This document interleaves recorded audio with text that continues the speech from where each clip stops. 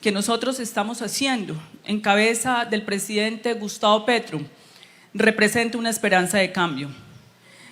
Una parte del pueblo colombiano, y eso no quiere decir que esta no sea una propuesta para todos los colombianos, expresó una esperanza de que hubiera un cambio en este país.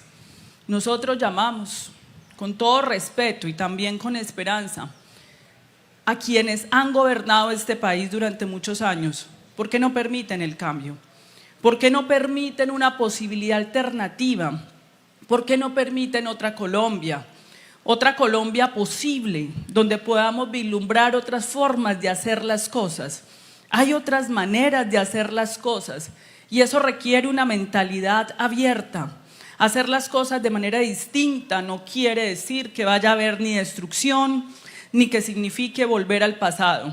El mundo entero, después de la pandemia del COVID, está planteando debates en los grandes foros económicos mundiales de Davos, en los grandes foros de la Organización Mundial de la Salud, donde se retoma la atención primaria en salud, donde se está hablando de retomar los modelos económicos del estado de bienestar, en donde colaborativamente contribuyen empresarios, trabajadores, gobiernos, sociedad, unificada y colaborativamente, unidos como una sola familia, una Colombia, trabajan conjuntamente. Es un nuevo paradigma a los paradigmas de las últimas décadas y en el mundo entero esto se está recibiendo con esperanza, que los estados y los gobiernos empiecen a plantear de manera creativa otras formas de garantizar los derechos fundamentales, poner los derechos fundamentales por encima de los intereses de negocios particulares.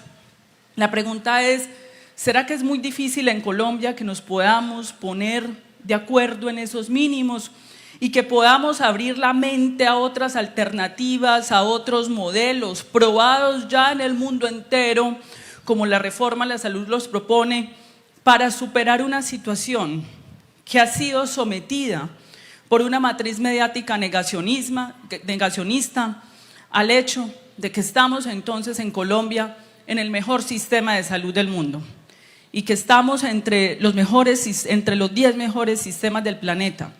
¿Será que eso es real para las comunidades de Arauca, para las comunidades vulnerables de los barrios populares?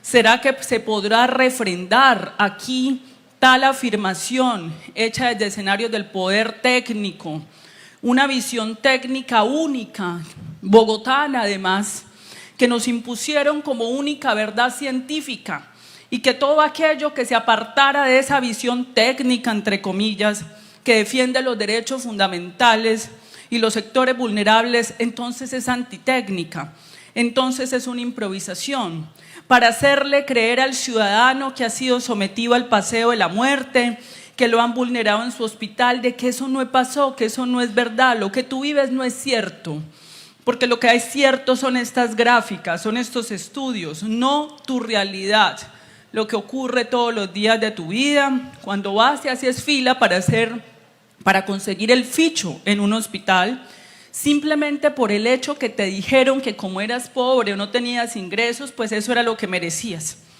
Y porque te dijeron que tu vida valía menos que la de otro ser humano con mayores ingresos y porque te quisieron convencer de eso.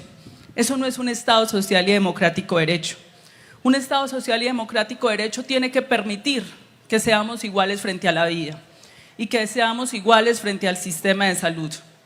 Y eso no tiene por qué producir miedo, eso tiene que producir esperanza, eso tiene que producir las mejores ideas creativas para que esto ocurra, teniendo en cuenta nuestras realidades regionales. Y cuando hablamos de la atención primaria en salud, la atención primaria en salud no es solamente una propuesta para la Colombia rural y dispersa. La atención primaria en salud es una propuesta universal, porque los derechos humanos son universales, con enfoque diferencial, con diversidades, pero universales. La atención primaria en salud debe ser diferencial en Arauca, pero también debe ser diferencial en Bogotá.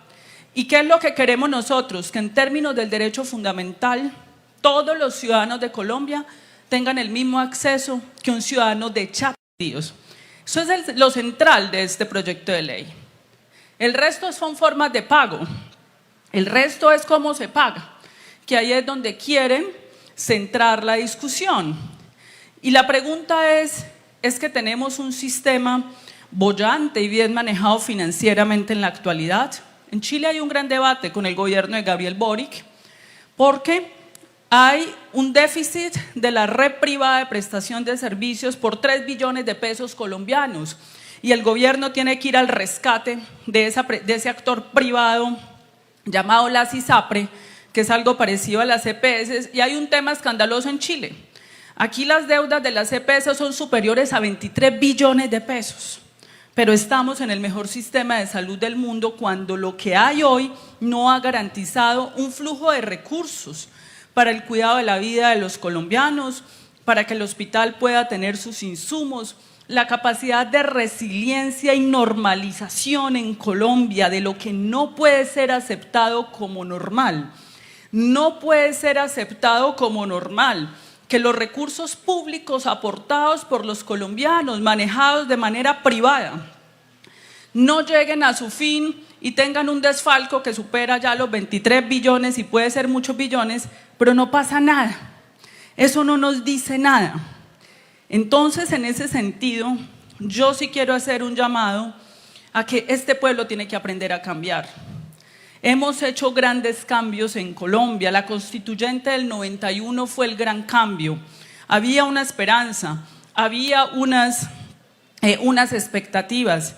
30 años después lo que nosotros estamos proponiendo no es nada distinto a la aplicación de aquella esperanza ciudadana, estudiantil y juvenil de 1991, de que en Colombia hubiera derechos. Es eso, no es nada distinto a eso. Y eso no tiene por qué generar ni polarización, ni miedo. Eso lo que tiene que generar es apertura. ¿Quiénes son los que no tienen la apertura? ¿Quiénes son los que no tienen la apertura para que podamos construir alternativas distintas para este país en la garantía de los derechos fundamentales?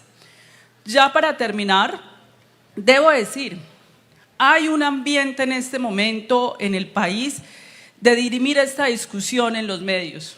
A mí me parece preocupante y peligroso que Colombia esté sometido a un estado de opinión donde mediáticamente se decide si un proyecto de ley se presenta, se tramita, no se tramita o no, cuando eso es una función constitucional del Congreso de la República. Me parece preocupante que se inunde el país de una serie de discusiones sin que surta el trámite constitucional y legal que lo tiene que hacer es el Congreso de la República. El gobierno ha presentado sus propuestas, siempre continuará presentando sus propuestas, pero es el Congreso en su independencia, en su análisis. Y hoy tienen ustedes aquí los responsables en el Congreso de la República, la Comisión Séptima de dirimir las diferencias, los conflictos, pero porque por supuesto no vamos a poder estar de acuerdo en todo, pero tampoco vamos a estar en desacuerdo en todo. Esas diferencias, la búsqueda del interés público pasa por la negociación de los múltiples intereses particulares, pero si tu interés es tan absolutamente particular, debes tener la generosidad de entender que tiene que prevalecer un interés público. Y en ese sentido, es el Congreso de la República el lugar de las instituciones, no es el fallo de un medio de comunicación el que dice cuál es el trámite de una reforma o no. Es la representación democrática del Congreso, que mal o bien, con críticas o no que tenga la democracia colombiana, el doctor Germán Rosso fue elegido por el pueblo. Fue elegido por el pueblo, así como el doctor Juan Camilo y así como todos quienes están aquí presentes fueron elegidos por el pueblo colombiano para tomar las mejores decisiones en pos del pueblo colombiano, y eso no puede ser usurpado por la decisión mediática de dictaminar fallos por encima del criterio y la discusión de la institucionalidad democrática del país. Me preocupa ese precedente y hago un llamado a que por la vía democrática resolvamos, y la vía democrática es la que la ley y la Constitución definió como el escenario para dirimir nuestras discrepancias. Muchísimas gracias.